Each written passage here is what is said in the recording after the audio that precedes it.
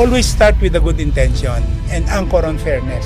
Hard work and prayers equals profit. Whether you like it or not, darating ang profit. Basta maganda ang hangarin mo sa umpisa, lumabang ka ng parehas, magsipag ka, at magdasal ka.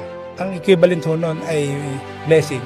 Ano po ba yung mga strategy niyo na ginagamit para ma-attract at ma-retain yung mga customers nyo? Katulad nung sabi mo nga yung mga kapatid natin ng mga tenants ng mga Muslim. Hindi lang yon, yung mga malalaki rin ang mga tenant nyo katulad ng SM.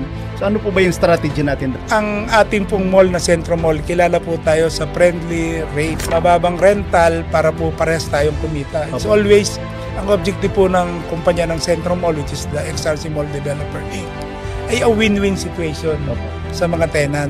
Very friendly po yung rate namin. Ngayon, yung meron po talaga kami na-allocate na area naman po para sa mga local players gustong magkumpisang entrepreneur. At yun po ay halos subsidized po ang rate nila. Binibigyan po namin ng murang rates para naman makapag-umpisa sila ng hanap buhay. You have 30 malls. Ano pa ba ang negosyo na iniisip ni Alex Cruz na gusto pa niyang gawin? Ang gusto ko po talaga pang attain, napakalaking bagay po pag nakapagdadala kami ng call center. Almost 8,000 agent na mga taga-Antipolo, Angono, Morong na dati ho, takes another 1.5 hours. Then 1.5 hours pa uwi, 3 hours ang nasisave. Ngayon, pwede na nilang ibigay sa kanilang pamilya.